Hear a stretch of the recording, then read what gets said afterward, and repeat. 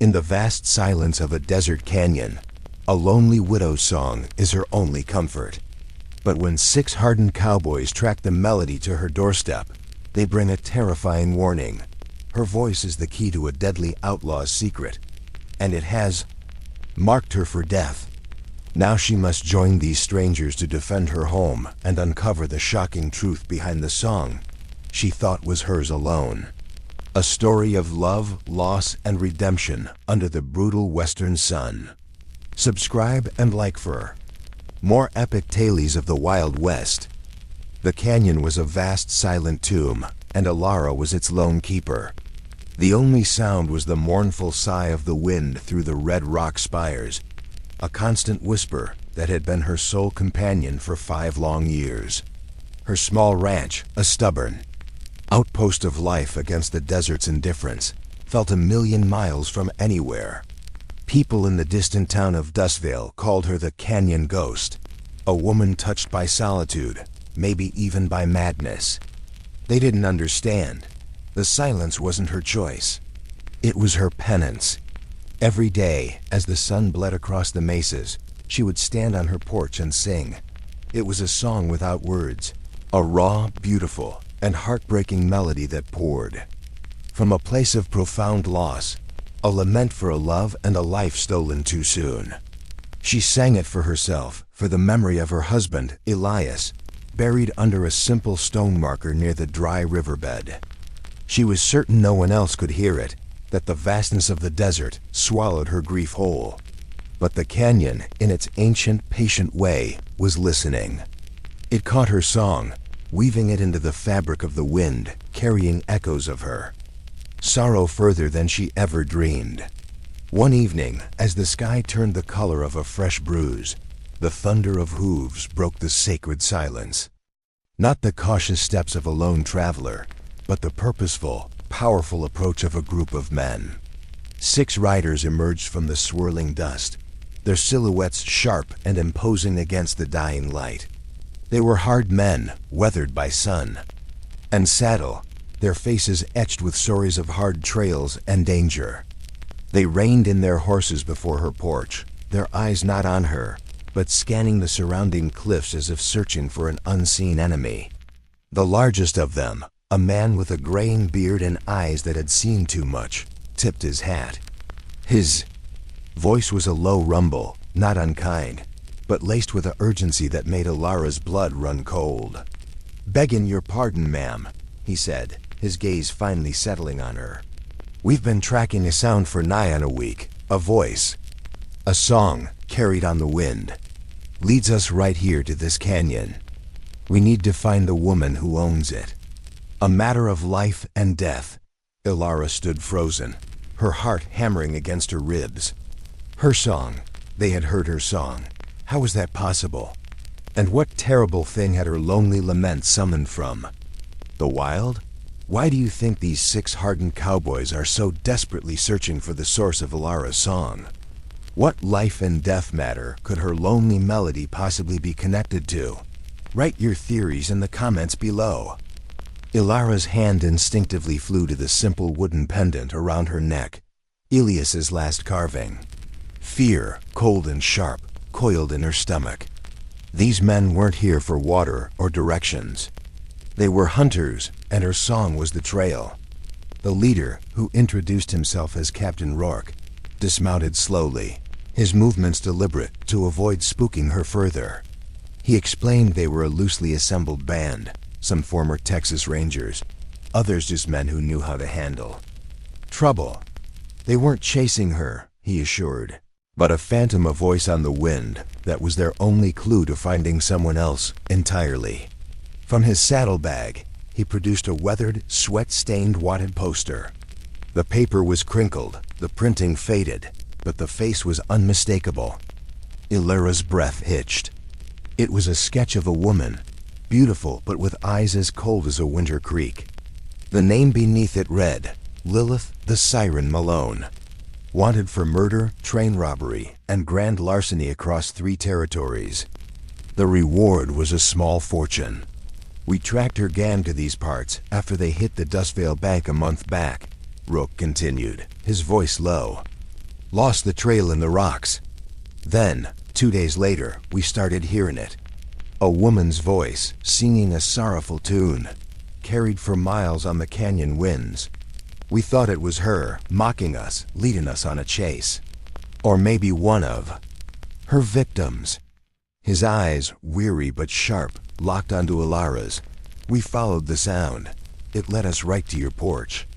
Ma'am, that song you're singing, it's the same one, note for note. The world seemed to tilt. Ilara shook her head, a frantic denial. No, that's impossible. This is my song. I made it for my husband. For Elias, no one else knows it. It's mine. One of the other cowboys, a younger man with a skeptical squint, spoke up. A mighty big coincidence, then. A notorious outlaw singing the same unknown song as a widow hidden away in a canyon. The accusation hung in the air, unspoken but clear. Did they think she was connected to this Lilith? Was her grief somehow a signal for criminals? The thought was so absurd, so violently offensive to Elias's memory, that a new emotion cut through her fear, defiant anger. I don't know who that woman is, Ilara stated, her voice trembling but firm. And that song belongs to my grief. Now I suggest you leave. Captain Rourke held up a placating hand. We're not accusing you, ma'am, but the coincidence is a road we have to walk down. Your song is the only thread we have to pull. If Lilith Malone is out there, and she knows this song, then you might know something you don't even realize you know. And that makes you a target, not a suspect. How could two women on opposite sides of the law possibly know the exact same, unique song? What hidden connection could Ilara, a lonely widow, have to the vicious outlaw Lilith Malone? Share your guesses in the comments. The weight of Captain Rourke's words settled over the porch like a shroud. A target, the song she considered her private sanctuary, her rawest vulnerability, was now a beacon for danger. The skepticism in the young cowboy's eyes was a physical force, but it was the grim certainty in Rourke's that truly frightened her. He wasn't lying. He truly believed her life was now in peril because of a melody. Swallowing the lump of fear and indignation in her throat, Ilara led the 6 weary men into her small, modest cabin. The space, once filled only with Elias's memory, felt suddenly crowded and alien. As they settled, Rourke didn't press her for information about Lilith. Instead, he asked about the song. This tune, ma'am. You said you made it for your husband. How did it come to be? Did he perhaps hear it somewhere first? A folk tune? Something from the old country? Ilara shook her head, wrapping her arms around herself. No, it was ours. Elias, he was a composer. A musician back east before we came out here for his health, the clean air, they said. A sad smile touched her lips. He couldn't bring his piano, but he brought his music paper. He was always scribbling notes. That melody, he said it came to him in a dream. A woman's voice, singing of love and loss under a vast sky. He wrote it down for me. Said it was the story of our love. I started singing it after her voice broke. After he was gone. It was all I had left of him. Rourke exchanged a loaded glance with another cowboy, an older man with kind eyes named Samuel, who had been silent until now. Samuel slowly reached into his own worn coat pocket, not for a weapon, but for a carefully folded piece of paper, fragile and yellowed at the edges. He unfolded it with a reverence that felt out of place in the tense room. Ma'am, Samuel said, his voice soft as worn leather, would you take a look at this? We found it on a fella. One of Lilith's men we caught up with after the robbery. He didn't have much value on him, but he was guarding this like it was gold. He handed the paper to Ilara. Her hands trembled as she took it. It was sheet music. Hand-drawn staves, notes meticulously inked. And at the top, a title was written in an elegant, looping script she would recognize anywhere. Ilara's Lament. It was Elias's handwriting. The melody written below was indisputably, note for note, her song. The room swam. The floor felt unsteady beneath her feet. This piece of her heart, this intimate creation of her husband's love, was in the possession of a murderous outlaw. The connection was now a tangible, terrifying thing, and it led right back to the grave of the man she loved. Elias, she whispered, the name a prayer and a question. How did she get this? How did a deadly outlaw get her hands on Elias's private, handwritten composition? Was Elias connected to Lilith Malone before he died? What secret was he keeping? Tell us what you think in the comments. The fragile paper in Alara's hands felt like a live coal, burning her with a truth she couldn't comprehend. Elias's handwriting, his title, his music in the possession of a monster. The foundation of her grief, the sacred memory of her husband, began to crack and splinter. Captain Rourke's voice was low, careful not to shatter her completely. "Ma'am," he began, "the man we took this from, he talked before he died. Said Lilith guards this song like a secret weapon. He said she calls it her key, her lucky charm, but he also said something else." Rourke paused, letting the heavy silence build. "He said the man who wrote it, your Elias, he didn't just write it for you." Ilara's head snapped up, her eyes wide with a storm of denial and dawning horror. "What are you saying?" The younger, skeptical cowboy Jed leaned forward, his earlier suspicion replaced by a grimace of pity. "The fella," said the composer. "Fella was sweet on Lilith back in his Boston days. That he wrote this very song for her first, callin' it Lilith's Whispers or some such. That she was his muse before he ever met you." The words were a physical blow. Ilara staggered back, clutching the edge of her rough-hewn table for support. The air left her lungs. "No, it was ours. He said it was ours." Memories flashed Elias, speaking of his past with a vague sadness, always changing the subject. The way he'd sometimes get a faraway look in his eye when he thought she wasn't looking. Had it all been a lie? Was her entire marriage, her entire reason for singing her pain into the canyon, built on a stolen melody meant for another woman? A woman who became a killer? The pain was so acute, it was nauseating. But then, through the torrent of betrayal, a cold, sharp sliver of logic pierced her heart. She looked down at the sheet music, her eyes tracing the notes she knew by heart, then the title. Ilara's Lament, not Lilith's Whispers, her name. He had written her name. She held the paper out, her voice shaking but clear, cutting through the men's assumptions. "No," she said, the word firm. "Look, he titled it for me. He gave it to me. If he wrote it for her first, why does it have my name? Why would she cherish a song that was reclaimed and renamed for another woman? That doesn't make her a jilted lover.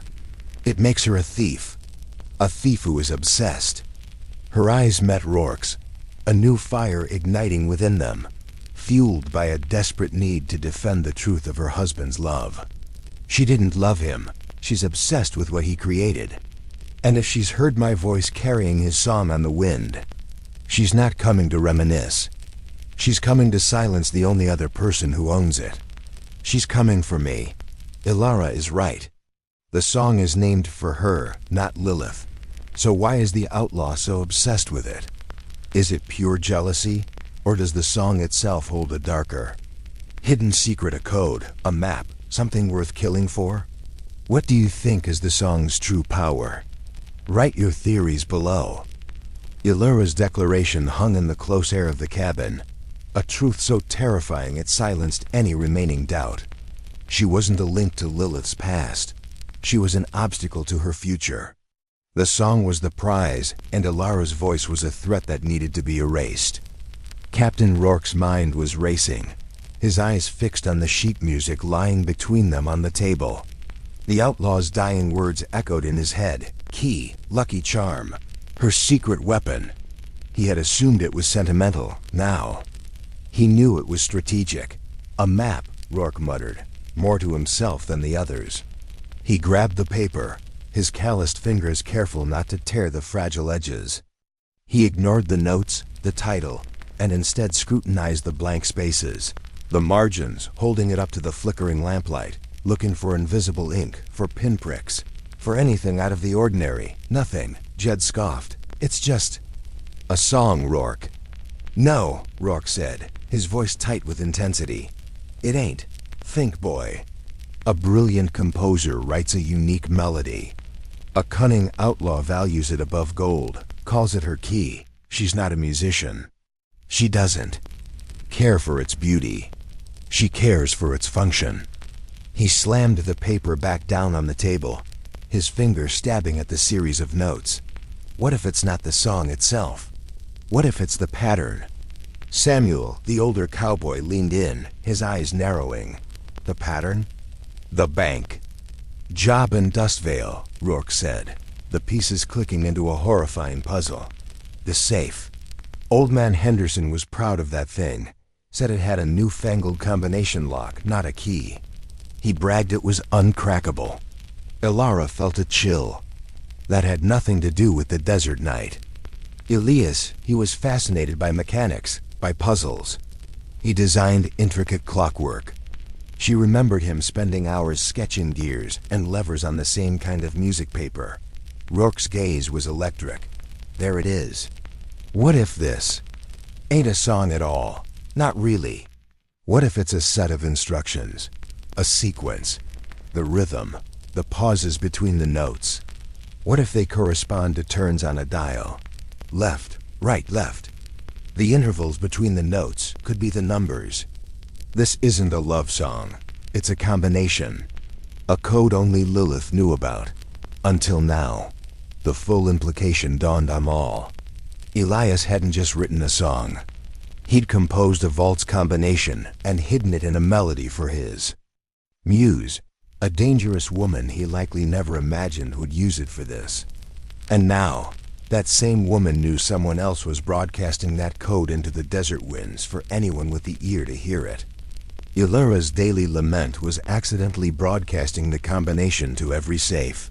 Lilith planned to crack. She's not just coming to silence you, ma'am, Rourke said, his voice grave. She's coming to protect her master key. And be here any moment. The song is a safe combination. Ilara has been broadcasting it to the entire desert. Now Lilith is coming to protect her secret. How will 6 cowboys and 1 widow defend a remote canyon ranch against a ruthless entire gang? What's their plan? Comment your strategies. The time for revelations was over. The time for survival had begun. Captain Rourke's words acted like a spark to gunpowder, galvanizing the men from weary trackers into a hardened defensive unit. They moved with a grim efficiency that spoke of countless battles fought side by side. Jed, Sonny will get those horses into the canyon behind the house, tight and quiet. We don't need them spooking or being targets, Rourke barked, his voice losing its gentle rumble, becoming the sharp crack of a whip. The rest of you with me. We need every rifle, every cartridge you got. Ilara watched, her fear momentarily eclipsed by awe at their transformation. Without a word, she rushed to a heavy oak chest at the foot of her bed, throwing it open.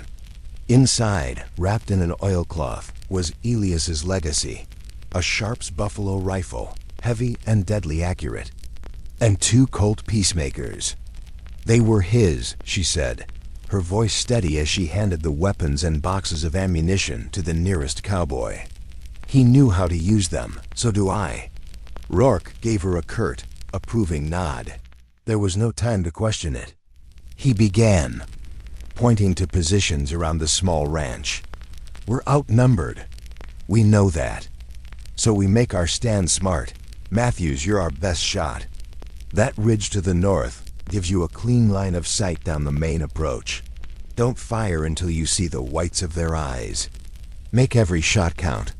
Henderson, take the south side behind that old wagon. The rest of us will hold the main yard from the house and the corral. He turned to Ilara.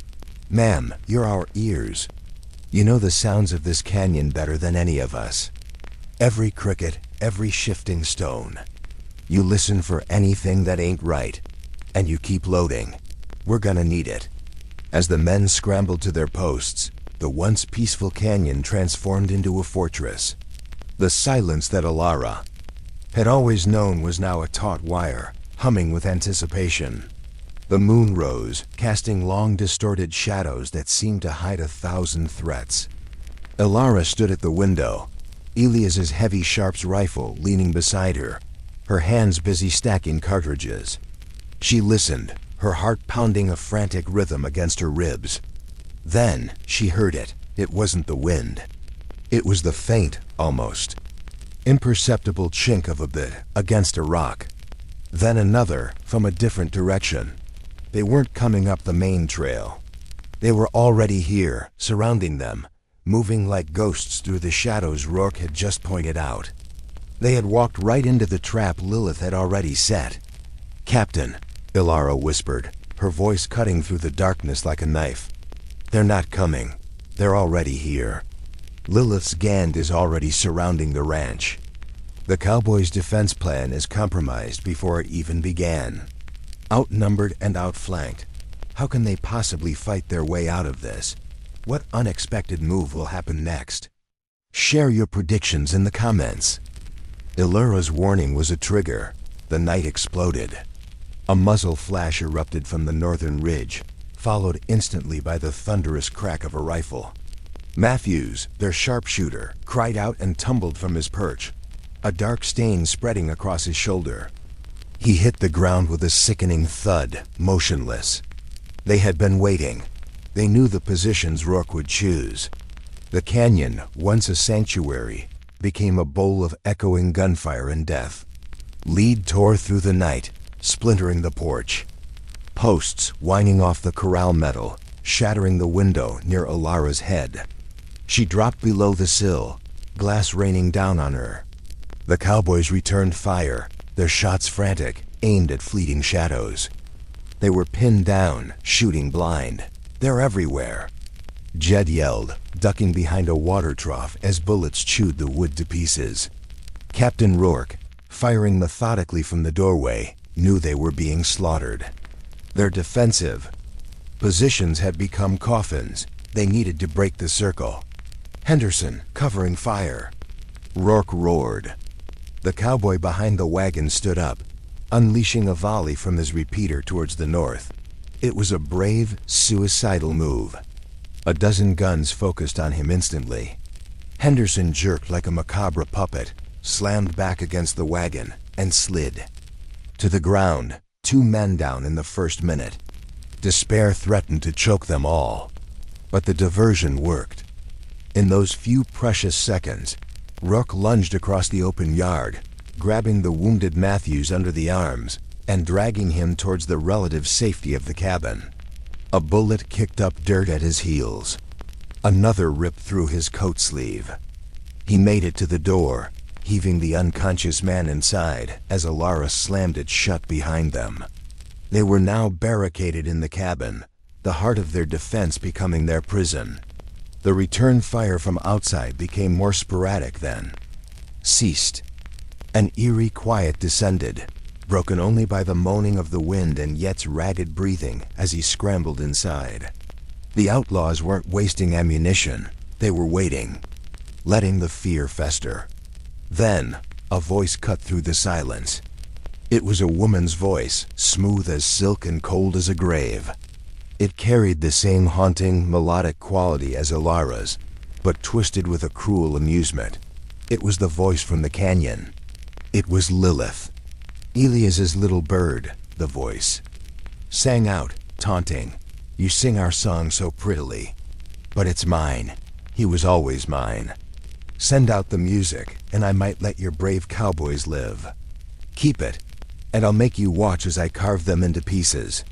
You have until my patience runs out. Lilith is here, and she's given an ultimatum. Surrender the song or watch everyone die."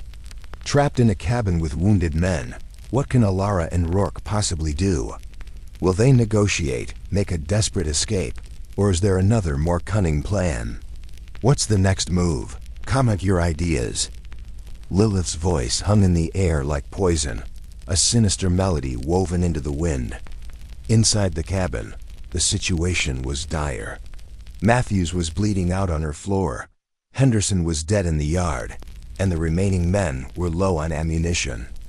And hope, surrender meant a quick death for all of them. Lilith would never leave witnesses. Fighting meant a glorious, but certain, end. Elara looked from the wounded Nan to the determined, grim faces of Rourke and Jed. This was her fault. Her song had brought this. Her home was the battlefield. A strange calm settled over her, the eye of her emotional hurricane. She would not let Elias's memory be the death of these men. "We don't surrender the paper," Elara said, her voice low and steady, cutting through the despair. "We surrender me." Rourke's head snapped up, his eyes blazing. "Absolutely not, ma'am. That's a death sentence." "It's a distraction," she countered, her mind racing, a plan forming with terrifying clarity. She pointed at the sheet music on the table. "She wants this. She wants to confirm it's the real thing. I'll walk out. I'll hold it up. I'll tell her I have it. All of her attention, all of her gang's guns will be on me, on the front of the cabin." She turned to Rourke, her gaze fierce. "You and Jed, you go out the back window. The one hidden by the brush, you circle around. While she's focused on taunting me, you hit them from the side, from the flank they think is secure." It was a gambit of breathtaking risk. It relied on Lilith's obsession overriding her tactical sense. It relied on Elara's courage to stand unarmed before a murderous outlaw. It relied on two men moving like ghosts through a landscape crawling with enemies. Rourke stared at her, a storm of conflict in his eyes. It was a terrible plan. It was also their only plan. He gave one sharp, reluctant nod. "Jed, you hear the lady? We're going hunting. Ma'am, you give us 1 minute after you step out that door. Then you drop flat on your face, you understand? No matter what you..." "Here." Elara nodded, picking up the precious sheet of music. Her hands didn't shake. She took a deep breath, steeling herself. She thought of Elias. She wasn't defending a stolen song anymore. She was defending the home they built together. She unbarred the door and stepped out onto the porch, holding the paper high above her head. The moonlight caught the faint lines of the staves. "Lilith." She called out, her voice echoing her song's strength. "Not at sorrow. You want it? Come and get it. It's right here." For a heartbeat, nothing. Then, a figure emerged from the shadows near the corral. Lilith Malone was beautiful, just like the poster, but her beauty was sharp and predatory. She smiled, a viper's smile, and took a step forward, her eyes locked greedily on the paper.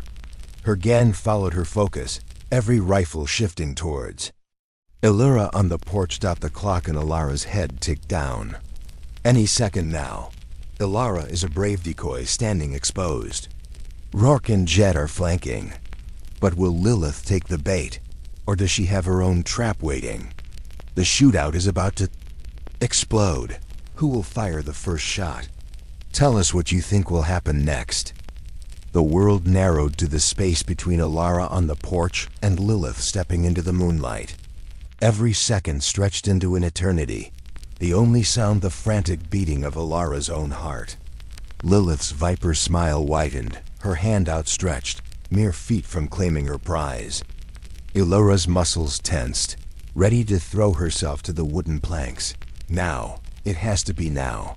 The shot, when it came, was not from the side where Rourke and Jed were supposed to be. It came from directly behind Lilith. A sharp, precise crack that ripped through the night. But it wasn't aimed at Lilith's heart, that it struck the gleaming pearl handle of the revolver in her outstretched hand. The gun flew from Lilith's grasp, spinning into the dust. She screamed, a raw sound of shock and pain, clutching her numbed fingers. The perfect predator, disarmed in an instant, chaos erupted. Lilith's gang, momentarily frozen by the unexpected shot from within their own ranks, spun around in confusion. This was the signal.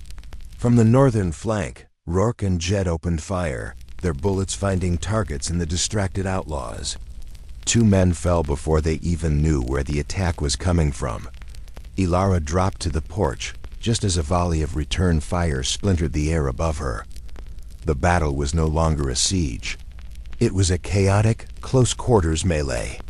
Men shouted and cursed, shooting at shadows, turning on each other in the confusion. From the darkness behind the corral, a figure emerged.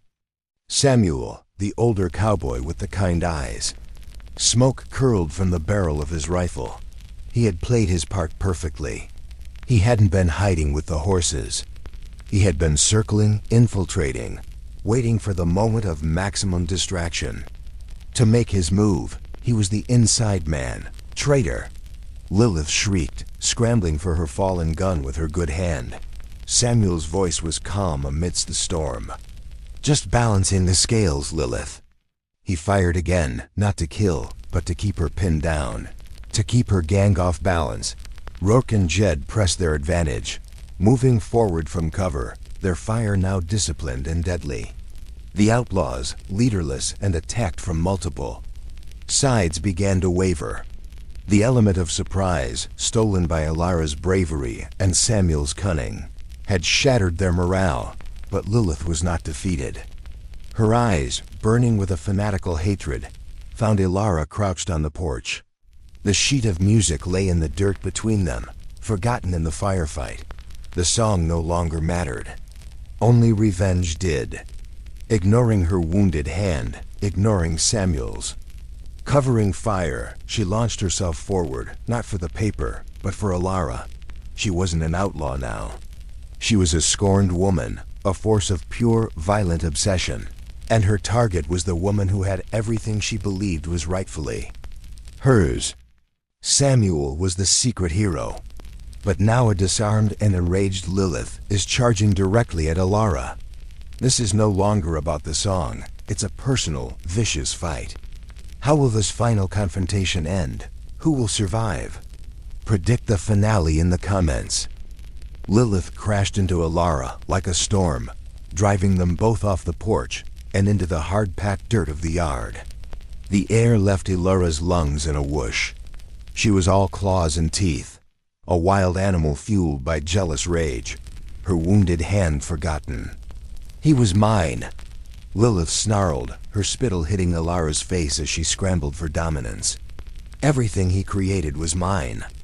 Ilara fought back with a strength she didn't know she possessed, a strength born of defending her home, her truth, her love. She bucked and twisted, managing to roll them over. The world was a blur of gunfire and shouting, but their fight was intensely personal.